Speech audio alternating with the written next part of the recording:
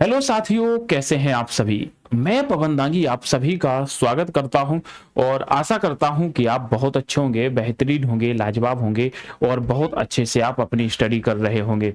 मेरे दोस्त, हम लोग आज देखेंगे 19 तारीख को कि फर्स्ट और सेकंड शिफ्ट का पेपर कैसा आया। मेरे दोस्त घबराओ मत, मैं आपसे कह सकता हूं कि मैं हर एक वो चीज बताने वाला हूं जो मेरे दोस्त आप लोगों के लिए जरूरी है। हालांकि जैसे जैसे पेपर घटते जा रहे हैं, आज 19 तारीख का पेपर हो चुका है, 20 और 21 बचा हुआ है, 22 को खत्म हो जाएगा। तो अब बच्चे पेपर देना भी मुझे बंद कर दिए हैं, मतलब प्रॉपर पेपर नहीं दे पा रहे हैं। उन्होंने वो हाथ से लिख के जैसे चैटिंग होती है ना, वो दिए है, किसी ने कोई कागज नहीं भेजा या कुछ ऐसी चीजें। तो आज मैं आपके सामने क्वेश्चंस नहीं ला पाया। हालांकि मेरे भाई परेशान बिल्कुल भी ना हो आप। मेरे दोस्त इतना याद रखना कि बस आपको हर हाल में मेहनत करनी है, रिवीजन करना है। और जहां तक कहते हैं हाथी निकल गया पूंछ बची हुई है, तो वो पूंछ भी बहुत आराम से निकल जाएगी अगर आप घबराते नहीं हैं तो। और अगर घबराते हैं तो पूंछ कहीं तुम फड़फड़ाने में यहां वहां लग जाएगी तो पूंछ कट भी जाएगी। तो मेरे दोस्त आपको घबराना नहीं है। जिस डायरेक्शन में चल रहे थे हम लोग, उसी डायरेक्शन में चलते रहेंगे और उसी डायरेक्शन में चलने के बाद आपको सफलता मिलेगी, मेरा आपसे वादा है। तो चलते हैं जी, सेशन को शुरू करते हैं। सभी को प्रणाम, नमस्कार, वंदे मातरम, जय हिंद, राधे राधे। मेरे भाई मैं आप सभी को बता देना चाहूंगा कि आज आप इस बैच से जुड़ सकते हैं। आज आप देख लेना, अगर एडमिशन क्लोज हो गए होंगे तो ठीक है, नहीं हुए होंगे तो आप जुड़ जाना 70821897। मैंने सुबह भी यही बात समझाई थी, अगर हो गए होंगे तो अगले बैच का इंतजार करो, नहीं हुए हैं तो अभी आपके पास मौका है जुड़ने का। ठीक है, चलो खैर हम लोग अपने सेशन पे चलते हैं। क्वेश्चन नंबर 1 आपकी स्क्रीन के सामने है। क्वेश्चन नंबर आपकी स्क्रीन के सामने है। क्वेश्चन नंबर 1 कहा जा रहा है, कौन सा वाक्य सही माना जा रहा है। दिए गए विकल्पों में से कौन सा वाक्य सही है। भाई बहनें जा रहे हैं, जा रही हैं नहीं। बहुसंख्यक मनुष्य आए थे। निरपराध को दंड नहीं मिलना चाहिए, निरपराध होता है। सीता ने झूठ कहा था। मेरे भाई वी ऑप्शन हो जाएगा, ये कल परसों ही मैंने पढ़ाया है। रूपक अलंकार को बताना है कौन सा है। दिए गए विकल्पों में से मेरे दोस्त रूपक अलंकार को बताना है कौन सा माना जाता है। हम लोग ऑप्शन पढ़ते पढ़ते एलिमिनेट करना सीखें। काली घटा, घटा घटा 2 बार आ गया यमक। मुख मानो कौन सा हो जाएगा, उत्प्रेक्षा। विमल वाणी, फोटोकॉपी, अनुप्रास। तो एक ही ऑप्शन बचता है, माया दीपक, नरपतंग। थर्ड क्वेश्चन, इनमें से कौन सा वाक्य अशुद्ध है। दिए गए विकल्पों में से कौन सा वाक्य मेरे भाई अशुद्ध माना जाता है। थर्ड क्वेश्चन का आंसर कीजिएगा। कौन सा वाक्य गलत माना जाता है। यह पुस्तक आपको कहां मिली। प्रधानमंत्री जनता के कल्याण के लिए कार्य कर रहे हैं। धीरे धीरे ध्यान से चलो। गया में दर्शनीय स्थल। दर्शनीय के साथ कभी भी देखने शब्द का इस्तेमाल नहीं किया जाता, ये बात मैंने आपको बहुत पहले बता दी है। अगले प्रश्न पर चलते हैं। चौथा, पीतांबर शब्द का संधि विच्छेद क्या है। पीतांबर शब्द का संधि विच्छेद क्या माना जाता है।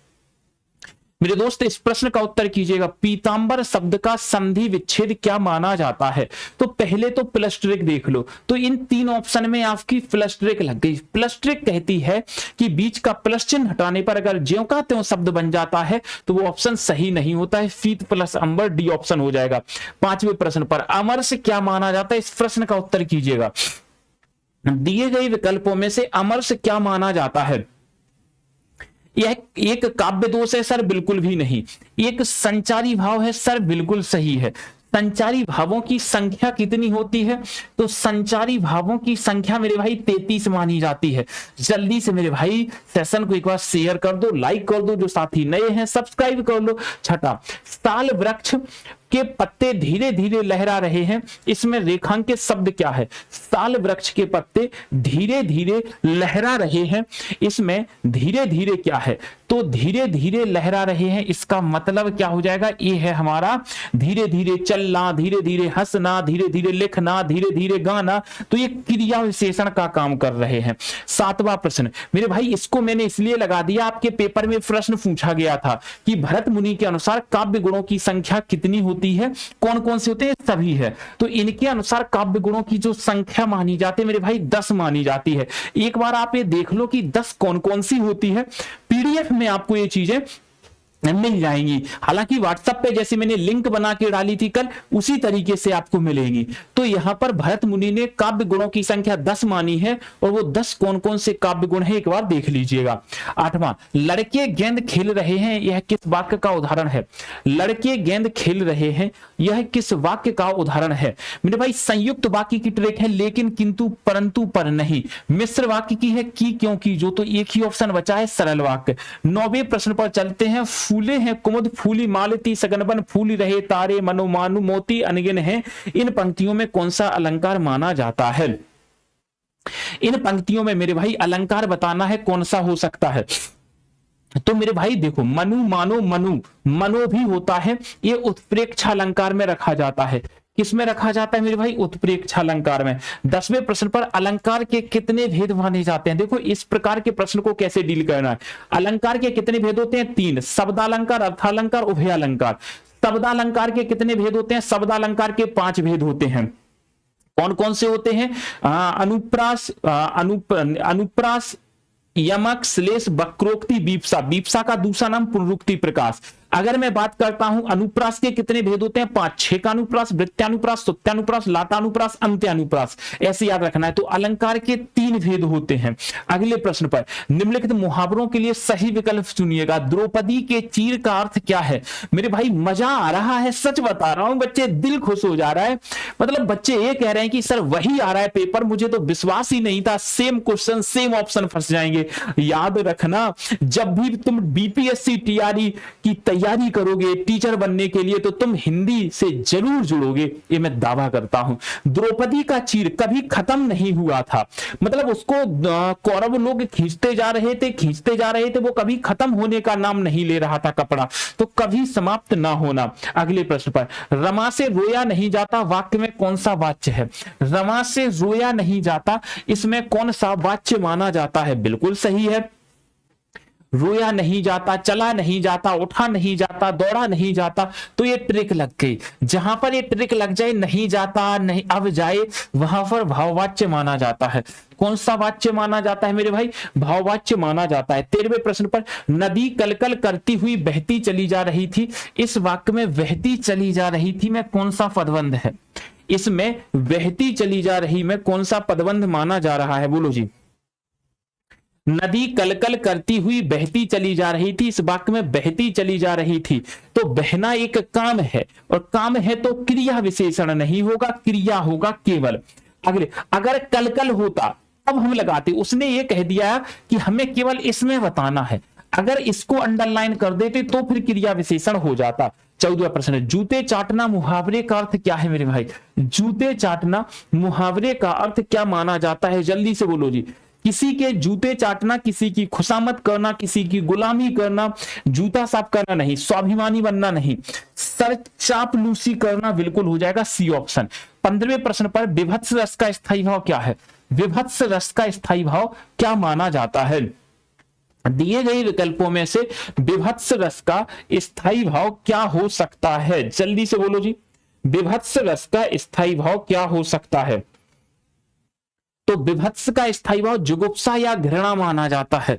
रौद्र का स्थायी भाव क्रोध होता है, अद्भुत का विस्मय होता है, भयानक का भय होता है। 16वां प्रश्न, चरण कमल बंदौ हरिराई, इन पंक्तियों में कौन सा अलंकार है? चरण कमल वंदौ हरिराई, इन पंक्तियों में अलंकार। देखो अब टाइम नहीं है, अब हम लोग बस डीएलएड के पेपर के बाद शुरू कर लेंगे बढ़िया से कार्यालय परिचारी। 22 तारीख को हो जाएगा, फिर कार्यालय परिचारी शुरू करते हैं। चरण कमल बंदौ हरिराई में मेरे भाई रूपक अलंकार माना जाता है। 17वें प्रश्न पर आते हैं, मगन में कितने लघु और गुरु वर्ण होते हैं? इसके लिए सबसे पहले तो सूत्र लिखा जाता है, तब तक आप आंसर करो। यमाता राजभान सलगा, यमाता राजभान सलगा, यमाता राजभान सलगा। ठीक है जी, तो ये क्या है? मगन। मां उठाओ, ये है मां, मां उठाया तो मां से 3 क्या है? मां तारा। 3 क्या है मेरे भाई? मां तारा। मां तारा में क्या है? वड़ा आ, तो तीनों गुरु हो जाएंगे। तो ए ऑप्शन और बी दोनों सही है, तो ए को आप लगा दो। अगले प्रश्न पर, क्रांतिकारियों ने अंग्रेजों को खूब नाको चने चबाए, नाको चने चबाए इसका अर्थ क्या है? क्रांतिकारियों ने अंग्रेजों को खूब नाको चने चब्बाई। इसका मतलब क्या है? नाको चने चब्बाई मतलब क्या हो सकता है? तो हमें कह सकते हैं बहुत ज्यादा परेशान किया, मार देना नहीं, भगाना नहीं, बहुत सर बहुत परेशान करना। क्या करना? बहुत परेशान करना। ठीक है जी, डी ऑप्शन। 19वें प्रश्न पर आते हैं। कोमल नयनों से पत्थर बरसने लगे, रोज मिलने पर भी मन तरसने लगे, इन पंक्तियों में कौन सा अलंकार माना जाता है? कोमल नयनों से पत्थर बरसने लगे, रोज मिलने पर भी मन तरसने लगे, इन पंक्तियों में कौन सा अलंकार माना जाता है? नयन कोमल है, कोमल और पत्थर एक दूसरे के विलोम हैं, मिल रहे हैं फिर भी तरस रहे हैं। हम आपसे रोज मिल रहे हैं फिर भी एक दूसरे से मिलने के लिए तरस रहे हैं। तो मेरे भाई यहां पर विरोधाभास अलंकार हो जाएगा, विपरीत चीजें। 20वें प्रश्न पर किसी बाणिक छंद के प्रत्येक चरण में जगण तगण जगण, देखो ये मत पढ़ो, सीधी इतनी सी बात देख लो, कुल 12 वर्ण होते हैं, बात खत्म। बसंत तिलका में कितने वर्ण होते हैं? 14। वंशस्थ में कितने होते हैं? 12। मंदा क्रांता में कितने होते हैं? 17। मालिनी में कितने होते हैं मेरे भाई? 15। तो इसको नोट करके लिख लो। तो वंशस्थ में 12 माने जाते हैं, भुजंग प्रयाति में 12 माने जाते हैं, द्रुत विलंबित पूछा जाए तो उसमें भी 12 माने जाते हैं, नोट कर लेना। अगले प्रश्न पर समान वर्णों की आवृत्ति जहां पर होती है, वर्णों की अगर आवृत्ति होती है तो वहां पर कौन सा अलंकार माना जाता है? बोलो। जहां पर वर्णों की आवृत्ति होती है वहां कौन सा अलंकार माना जाता है? फटाफट से बोलो जी।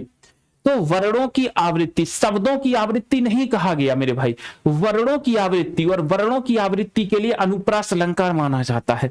कौन सा अलंकार? अनुप्रास अलंकार। 22वें प्रश्न पर आते हैं। मोहन चाकू से सेब काट रहा है, इसमें चाकू से कौन सा कारक माना जाता है? मोहन चाकू से सेब काट रहा है, इस वाक्य में जो चाकू से है किस कारक का उदाहरण माना जाता है? तो मेरे भाई से या तो करण कारक होगा या अपादान कारक, या तो करण कारक या अपादान कारक। चाकू से काट रहा है, चाकू क्या है? हथियार। तो जहां पर से हथियार के साथ हो या साधन के साथ हो वहां करण कारक होता है। अगर अलग होने की बात हो तभी अपादान कारक होगा, वरना नहीं होगा। 23वें प्रश्न पर चलते हैं। मानव का प्रमुख धर्म क्या है मेरे भाई? मानव का प्रमुख धर्म क्या माना जाता है? मनुष्य एक सामाजिक प्राणी, उसका धर्म है कि वह स्वयं जिए, उसका धर्म है कि वह स्वयं जिए और दूसरों को भी जीने दे। सभी को समान समझे नहीं, वह स्वयं जिए और दूसरों को भी जीने दे। हो सकता है किसी से घृणा, सदा नहीं, वह स्वयं जिए और दूसरों को भी जीने दे। बी ऑप्शन मेरे भाई यहां बिल्कुल सही हो जाएगा। 24वें प्रश्न पर, जो समास विशेषण विशेष और उपमेय उपमान से मिलकर बनते हैं, ऐसे समास जो विशेषण विशेष और उपमेय उपमान से मिलकर बनते हैं उन्हें क्या कहा जाता है? देखो मेरे भाई लास्ट में, जून के लास्ट में मैं फिर कह दे रहा हूं, हिंदी स्पेशल का चौथा बैच आ जाएगा। सब लोग अभी से पढ़ के रख लो ताकि रिवीजन होता रहे, क्योंकि तुम्हारा डीएलएड के साथ साथ हिंदी स्पेशल 2-3 महीने में खत्म हो जाएगा। पूरी हिंदी सीख जाओगे, जब डीएलएड होगी सीधा पेपर दोगे, एक बार में निकलेगा। याद रखियो, जो समास विशेषण विशेष और उपमेय उपमान से मिलकर बनते हैं, विशेषण विशेष और उपमेय उपमान से मिलकर बनते हैं, उन्हें कर्मधारय समास कहा जाता है। 25वां प्रश्न, देव जो महान है यह किस समास का उदाहरण है? देव जो महान है यह किस समास का उदाहरण माना जाता है? देव जो महान है, अगर ये विग्रह है, हम जब बहुब्रीहि समास का विग्रह करते हैं तो उसका ऋण अर्थ बताना होता है, उसका ऋण अर्थ बताना होता है। यहां पर ऋण अर्थ नहीं बताया गया है तो ट्रिक लग गई है जो, और जहां पर है जो पाया जाए वो कर्मधारय समास माना जाता है। ये बात तो आपको पता होनी चाहिए कि जहां पर है जो पाया जाता है वहां कर्मधारय समास देखने को मिलता है। तो मेरे बच्चा आज के सेशन को यहीं पर देते हैं विराम। एडमिशन क्लोज हो गए होंगे, नहीं हुए हैं तो अभी भी जुड़ जाना, बाकी चौथे बैच का आप लोग इंतजार करना। मेरे भाई आज के सेशन को हम यहीं पर विराम देंगे, कल हम लोग फिर मिलेंगे। 21 तारीख को, संडे को नहीं लेंगे मेरे भाई, कल मिलेंगे। 21 तारीख को संडे को नहीं लेंगे। Okay, so thank you so much, bye bye and take care, best of luck. पढ़ते रहें, मुस्कुराते रहें, अपना और अपनों का ध्यान रखें, माता पिता का सम्मान करें, उनकी इज्जत करें, नाम रोशन करें, उनके सपनों को साकार करें। और मेरे भाई रिवीजन जरूर करें, जो मैंने 5 क्लासें बताई हैं। मैं फिर भी कह रहा हूं, छंद की थ्योरी, अलंकार की थ्योरी टेस्ट, सर एक हमने वो बताई पेपर हेक्ड और एक पीवाईक्यू, ये 5 क्लास आप जरूर देख लेना। धन्यवाद, थैंक यू सो मच।